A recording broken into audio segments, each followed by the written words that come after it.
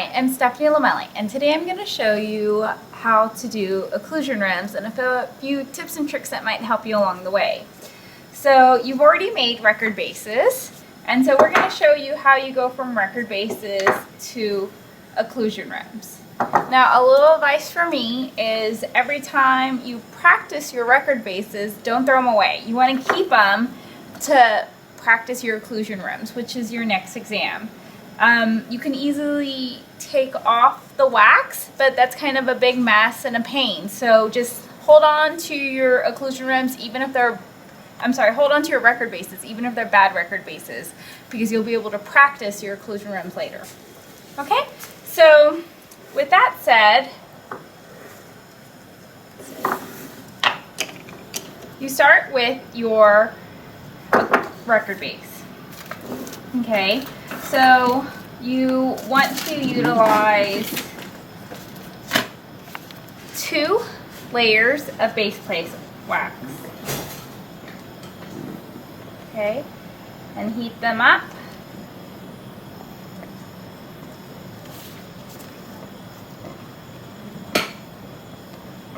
Now this is going to allow you to stick them together to add increased thickness.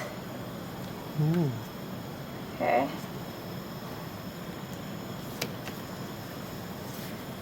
Okay, you want to push out any of the air bubbles, kind of stick them, adhere them together.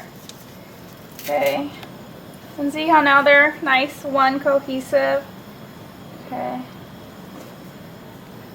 Then from there,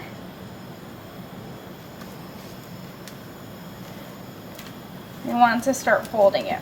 Now the directions say like 10 millimeters, but the reality is you'll be here all day if you're measuring perfect 10 little millimeter squares, right?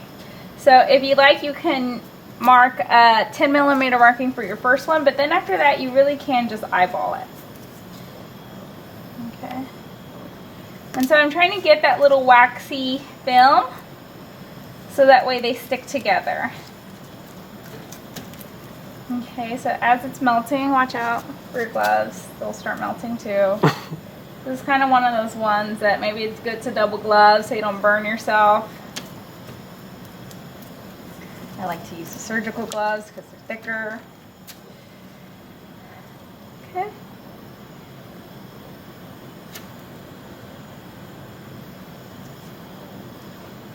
Okay.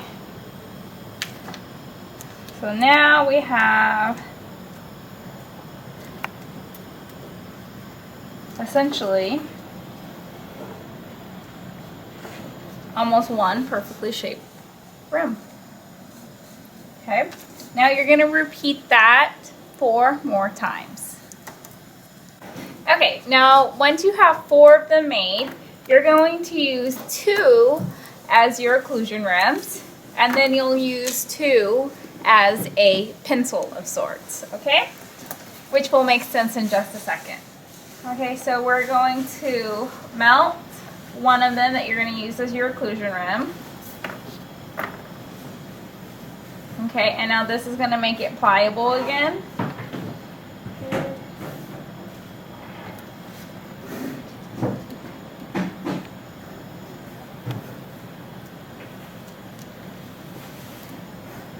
Kind of figure out where you want it to be.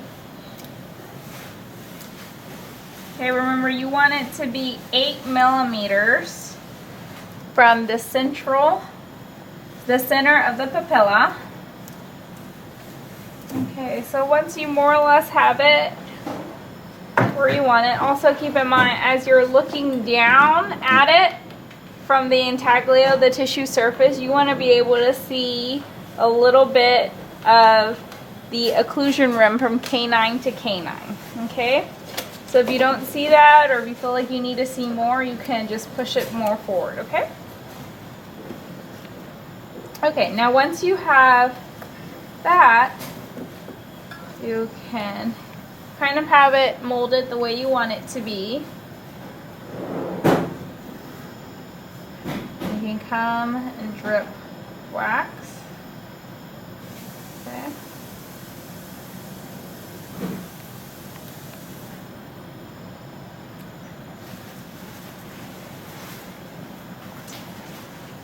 And this will kind of help it to adhere. Kind of like glue. Okay? So again, you just kind of look down.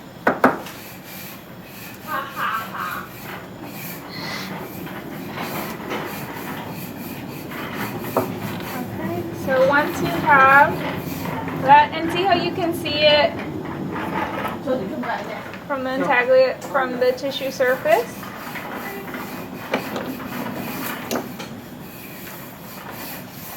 And you want to push the buckle edges in because you don't want to see those. You want those to be 3 to 4 millimeters buckle. Okay? So once you have that, now you can start penciling in and blending in the edges. Okay, so this is going to just seal it.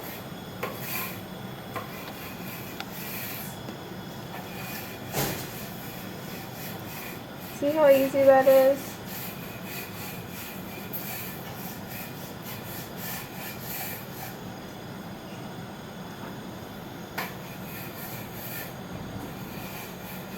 Okay.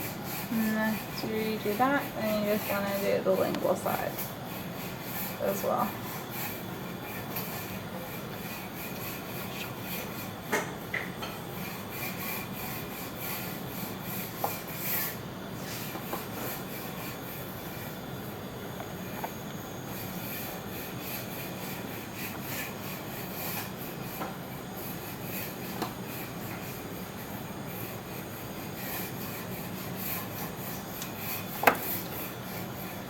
Okay, and you see how it's all nice and sealed in now.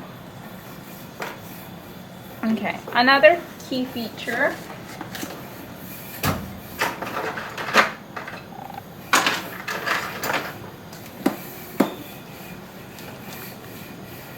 is that you want it to have a 45-degree angle.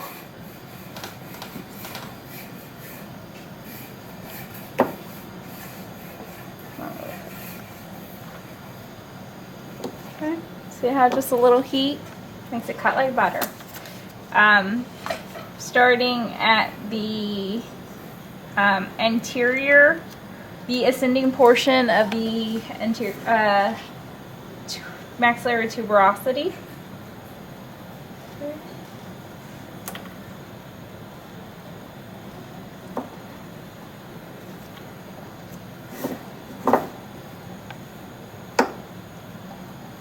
Think of that 45-degree angle. So I'm not cut right at where I want to end. I can probably take it back a little more, so I'll go back at the very, very end for that. Okay. Now throughout your lecture, so see, we're only at a few minutes in and we already have most of the occlusal rim done, right? Now we just need to make it look nice and pretty. So throughout your readings, you're going to see a SPAT 31 referenced, and that's going to be this instrument. Looks kind of like a mini spatula, or like those fancy butter knives.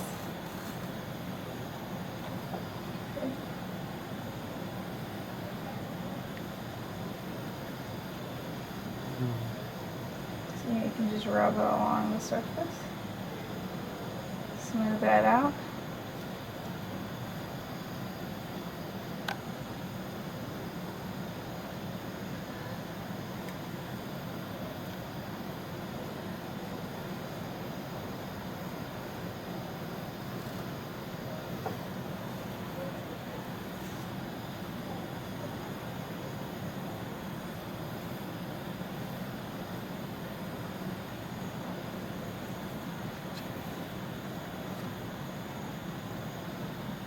So that's one way, right?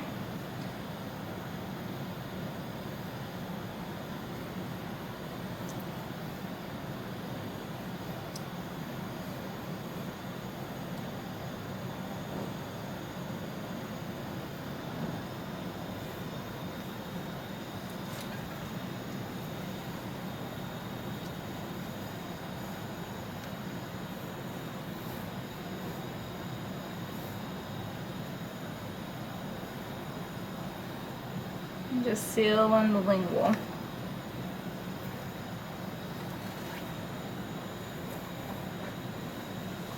And then later, you can just easily scrape all of that excess out.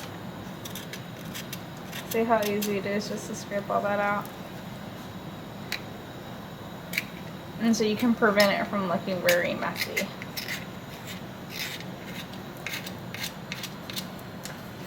Okay, so let's say you're a little short and you need some more room. Or maybe it still doesn't look that great, right? For whatever reason, you can't smooth it. You get one more of these sheets. And you fold it nice and flat over it.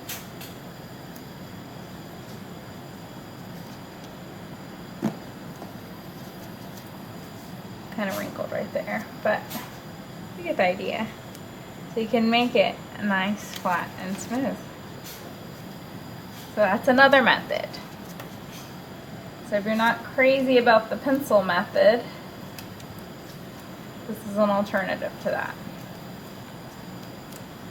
Okay?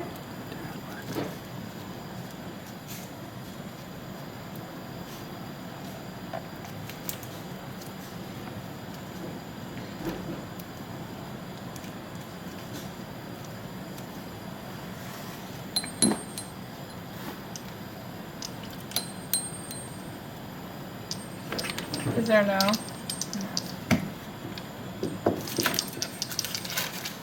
So you can flame torch it.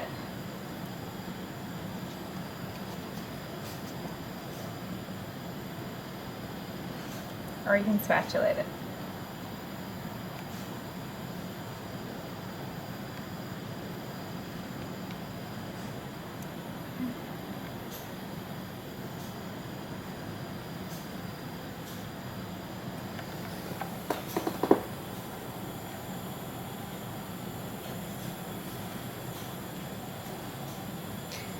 See how now it's a little bit more flush here?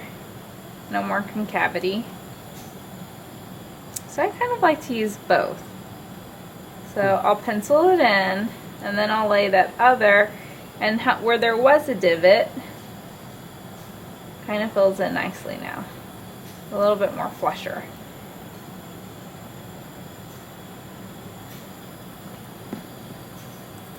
And so you just heat it and nice long strokes across. Makes it nice and smooth.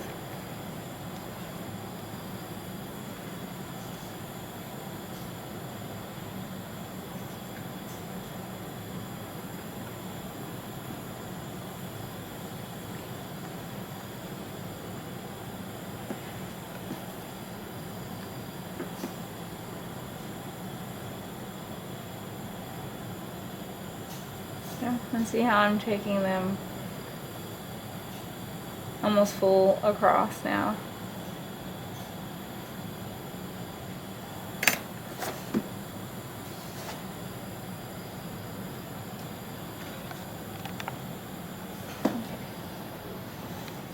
Okay, you want to pause it? Okay, so now we're gonna do the buckle width. So you want to mark at your 0, at your 3 millimeters, and then at your 4 millimeter mark, right?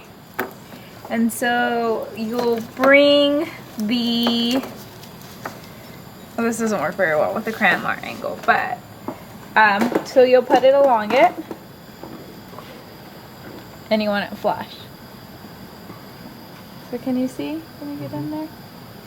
So that will tell you that that is even. Okay? And see how I'm right at that edge? Kind of. So you put the base of the record at the 4 mark. Because that's the maximum. Or you can do it the reverse way, right?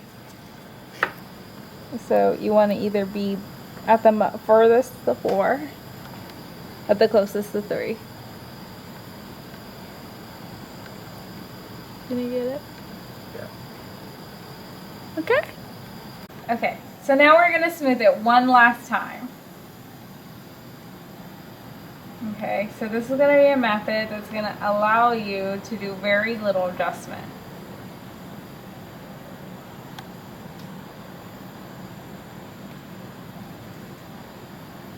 Okay, you want to keep this moving quite quickly because otherwise you'll divot. the facial surface, okay?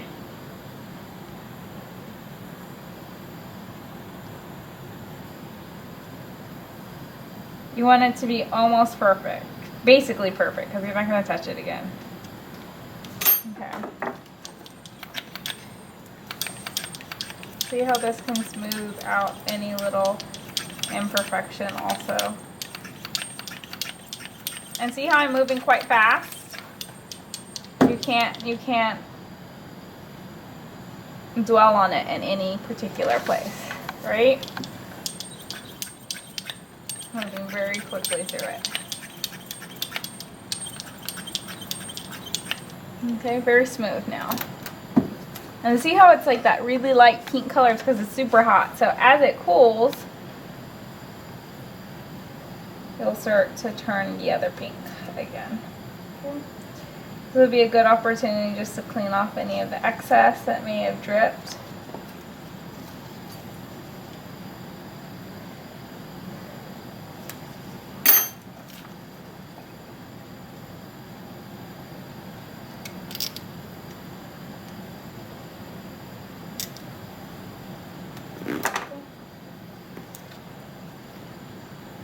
And then you can kind of do the same for the inside.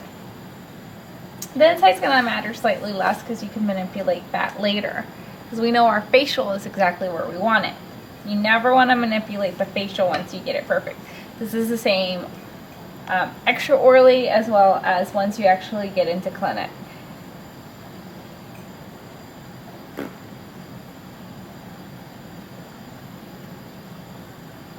Okay. So see how it's already starting to cool off a bit? So you want this to be 22 milliliters, 22 millimeters from the facial surface. Okay? From the labial. Now, one of the reasons that it's 22 in the front and 20 in the back, it's not that it's going to be descending.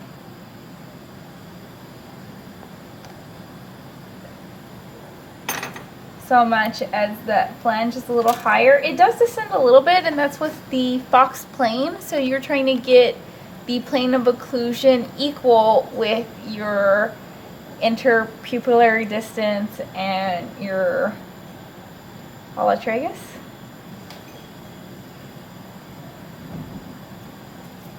Okay, so you mark it.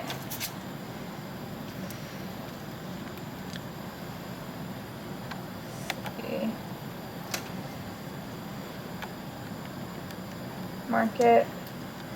Now we're gonna marker 20. It's getting kind of dirty, you can't see.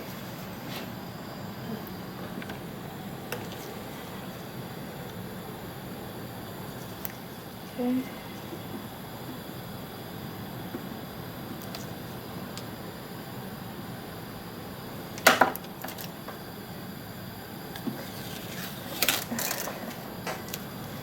So now, I'm going to blow your mind. We're going to come over here and we're going to tape it.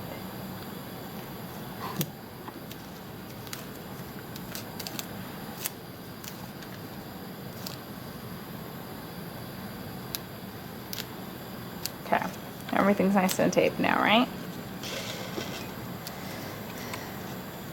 See where I'm going with this? Mm-hmm. So now your facial surface is perfect, right? Because you know you can see it down the, as you're looking down the tissue surface, and you can see it from canine to canine. You know your buckle is perfect because you just tested it along the edge. So then you heat flash it, make it perfect smooth, and then you tape it up to the 22 line here and the 20 line here. So now you know the part that you actually want to save is perfect and beautiful, right?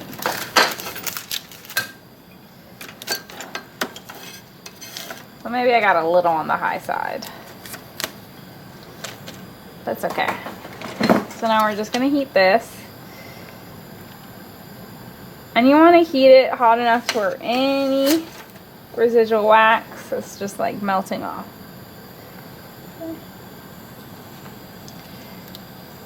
and you can push it against it, and it just drips right off.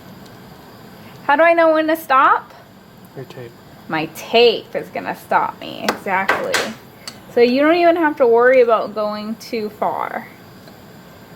It doesn't even have to be a fear for you. Be fearless. See how flat that's getting? Mm-hmm. So nice. Still way too wide, right? We can fix that easily. Ow, ow, ow! Okay.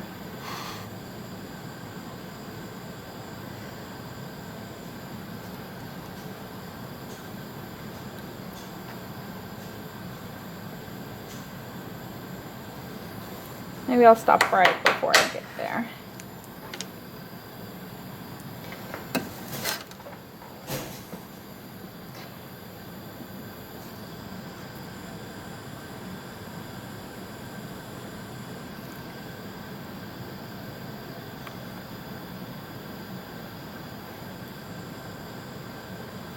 Okay.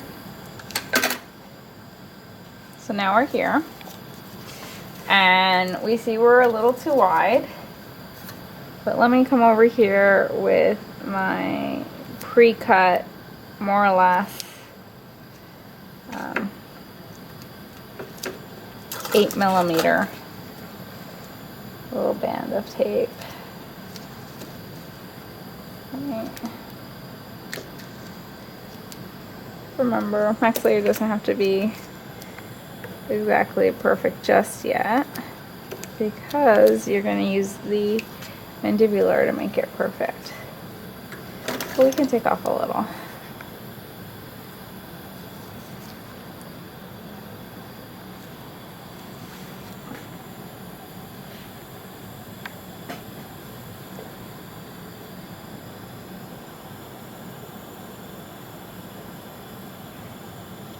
Okay. Gonna get us a little bit closer to where we need to be. Okay.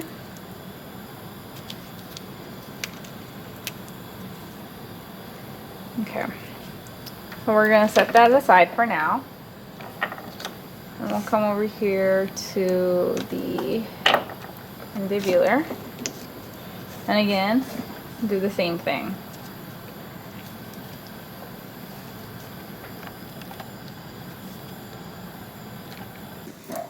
We're gonna put 2 little pieces of floss back here. Okay, so before we even start any of this, they're gonna ask you to mark some of your landmarks. That's going to be the middle of the retromolar pad and the middle of the ridge, as well as 1/2 to 2/3, and you base that off of parallel, making it parallel, right? So you can get either like a plate, or some people have those little mini levelers, so you just want to get that level, more or less. Right, so you can place a piece of floss on the back at the middle portion, and you can tape it, okay? Then you place it right over it, and if you look, see how I can see exactly where the center of my ridge is now?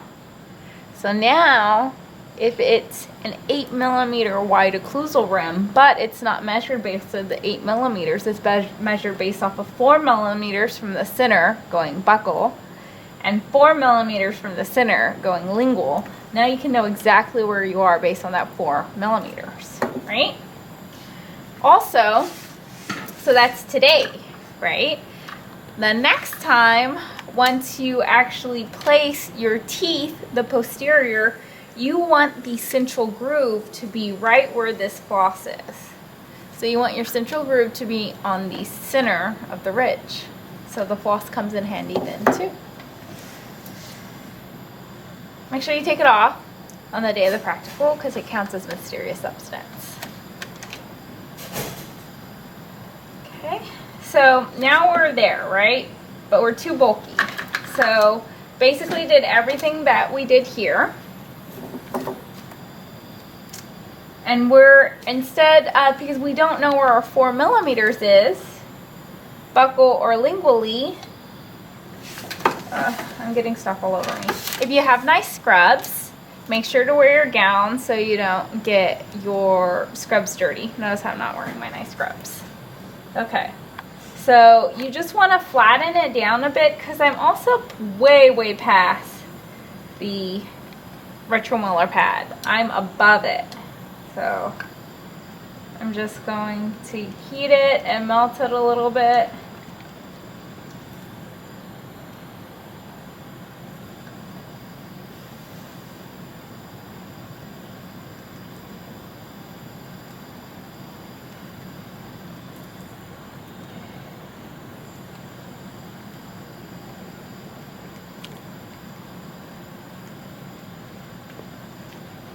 Okay, so now I'm at the top of the retromolar pad.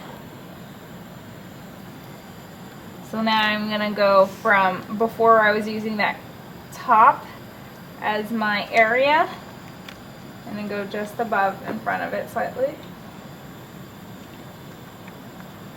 Okay. And so we can get it perfect a little bit later.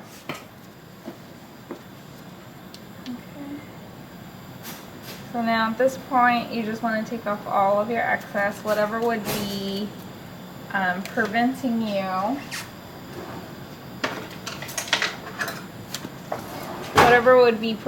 you, from seating it.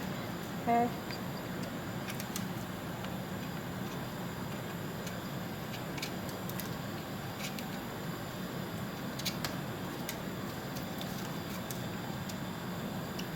So just come over.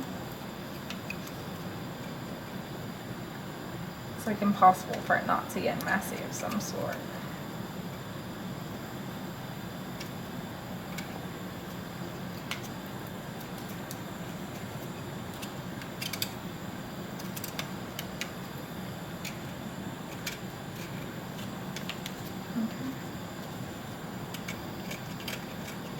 Now once everything's nice and cleaned off,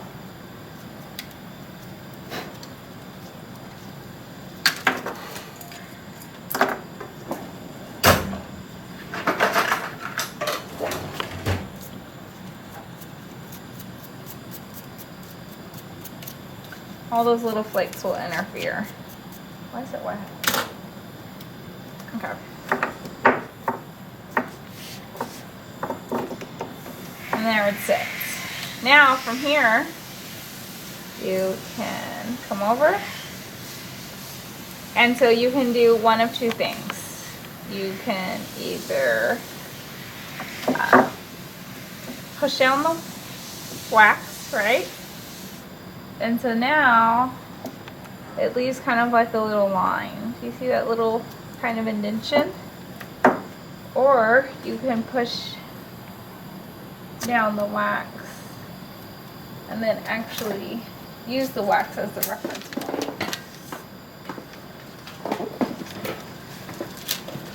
Okay, so here where you're just looking at the line, right, that was placed. And so now I can put little markings.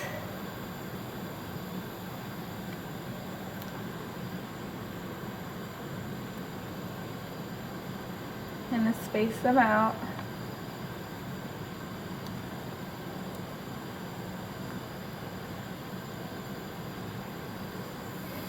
Okay. Or you can stay right on it. If you feel that you're unsure how accurate you'll be with removing it. Okay, so there's no one right way to do it. Okay, so find what works for you, find what you feel comfortable doing. Another way would be to cut 8mm pre-measured tape. You can place it on there, right? And just make sure. Okay. So from there, let's say we had our 8mm pre-measured tape, right? So now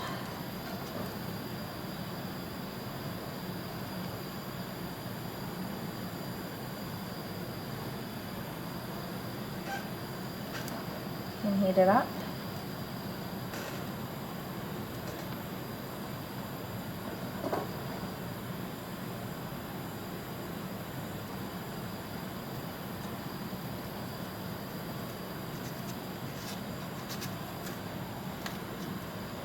Okay.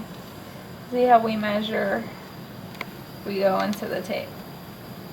Right? Then you come to the front.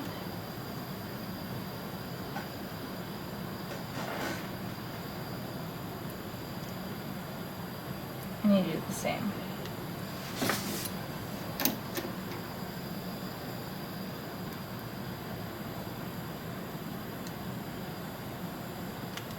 And for speed, you can even come and cut a small portion off. Maybe you feel that's too thick still. Okay. Just a little bit off. So you can flame torch it. So kind of showing you multiple methods to get the same result, right? And see how that was a quicker way? Okay. So, for time purposes, we're just going to pretend that we did that to the entire surface, right? So let's say, kind of eyeballing it right now.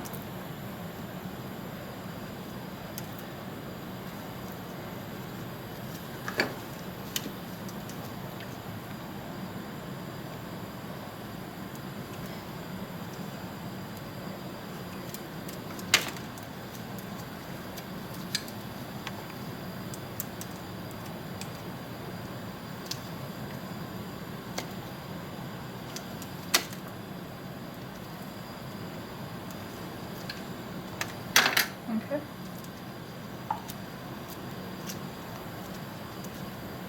So, just gonna pretend that it's perfect.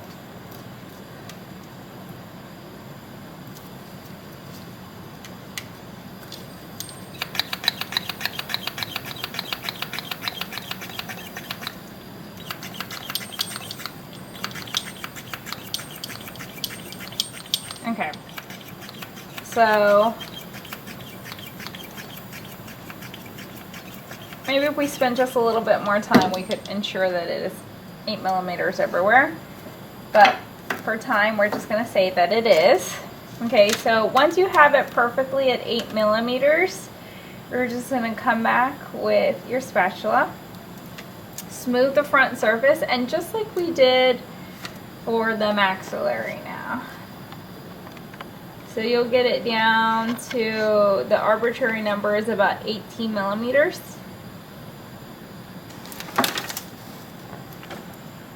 Okay, so you would then use, when you're using your 1/2 to 2/3, right? Something's blocking it. So you always want to make sure that you keep it nice and clean. If it starts rocking, that's like a sign. Okay. So then you can come over here and see where your 1/2 to 2/3 is, right?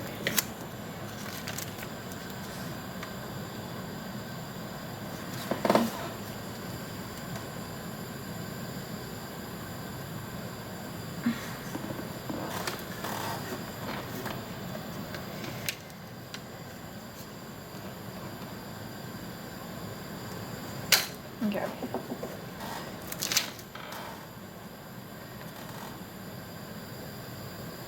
Eyeballed, so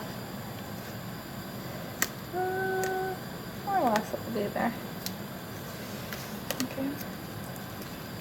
So notice how in the maxillary we put the base on first and then the occlusion, but here getting that 8 millimeter width is more important. Super intense about that. So make sure you have that right. It's a quick way to lose a lot of points on test day.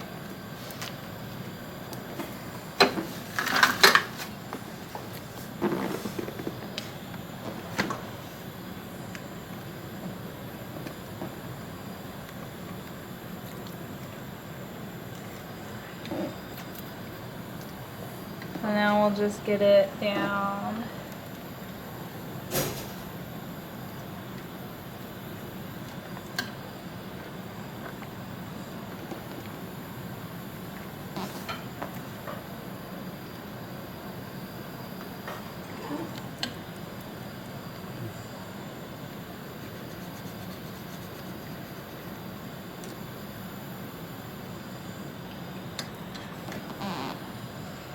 So where you wanted it, that 45-degree angle for the maxillary, here you want it flat. And just like you did for your handles.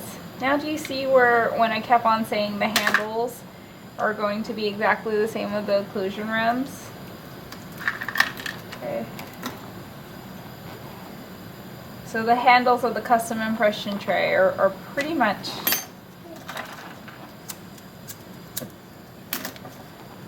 the same as the wax of the occlusion rims.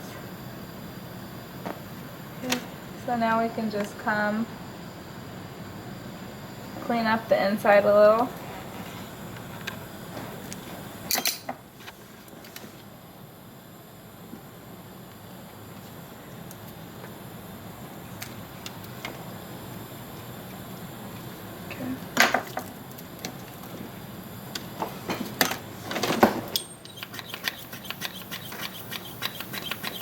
So you don't have to have it perfect, just close. And the torch will get it the rest of the way.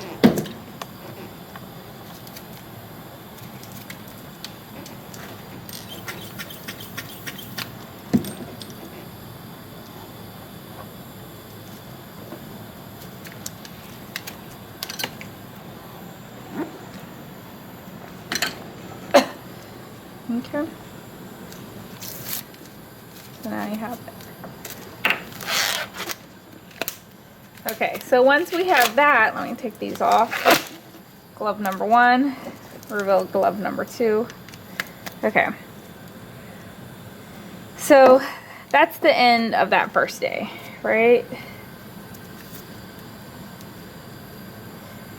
But on test day, you're gonna have to mount these, right? And then after the next class, you'll be mounting them. I'm sorry, they'll already be mounted, correction. But y'all will be mounting them on jigs. So on test day, you'll already have everything mounted. You'll have mounted it on jigs the day before. So then the next part of your test isn't over, which will be really interesting because you'll see how long it takes in class tomorrow. So you'll want to get it to where it closes, okay? So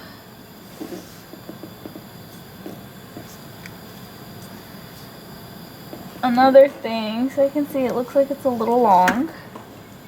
Okay, so that's something that y'all want to see later. But for now, these will suffice for clinic. I'm sorry, for the first day.